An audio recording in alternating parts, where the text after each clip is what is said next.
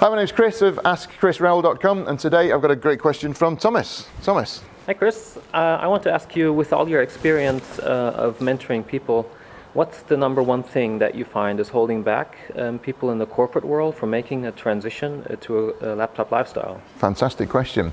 Yeah, it's a common question actually, and I see a lot of people coming through wanting to make a change. Mm-hmm. They know there's something else out there, but one of the things that I find is that people have been indoctrinated into the system throughout the whole life. So we've all been taught from an early age to go to school, get good grades, work hard, get a safe, secure job, buy a big house, pay into a pension, and then one day you can retire and live happily ever after. Sure. Now, as you well know, I don't know anybody that's gone through those old rules, if you like, and they are eternally happy right now. So people are looking to make that change, but it's a big step because what they've been used to doing for so long, people who are fairly successful tend to be, in the middle ages, for example. So they've gone through a lot of their life, the majority of their life, doing the same thing.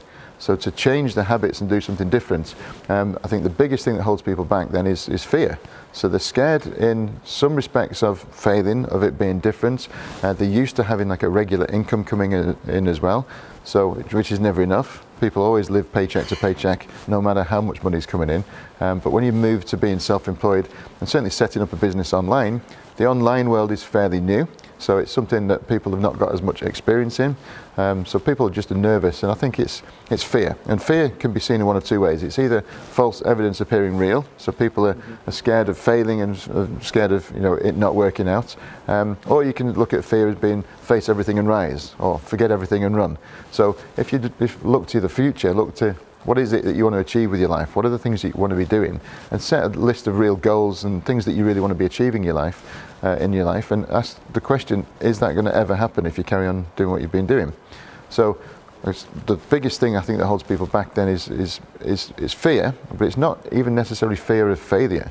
What I find in most cases, it's actually fear of success. Mm-hmm. So if they do come away from what they've been used to, and all the friends and relatives around them are doing the same thing, to then move into being a successful online business owner, for example, people tend to be a little bit worried about how that's going to be perceived, around the friends. Right. So one of the biggest things that hold people back, I think, in life, in period, is people take too much advice from family, friends, and neighbours. All right, and broke people giving people advice on what they should and shouldn't do.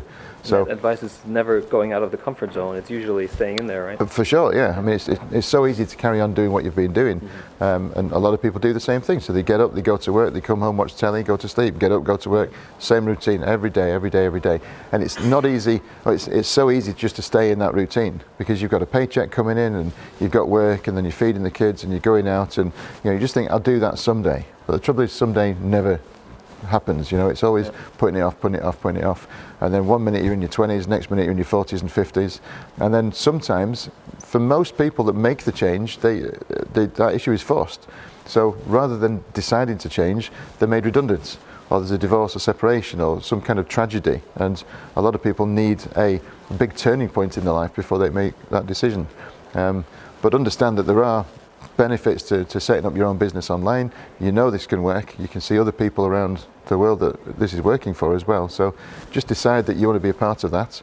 Get trained and educated and find out what you need to do, and just make the step. You can start it part-time, so you don't have to give up your job to do this, so you can make a nice easy transition. So it's not like leaving one career and going into something else. You can work on it sort of gradually. It's not a race. Right. If it takes you 3 years to get to the level where you've been earning in the past, then how old would you have been in 3 years anyway? So you might as well start now, because in 3 years you're going to be grateful for it.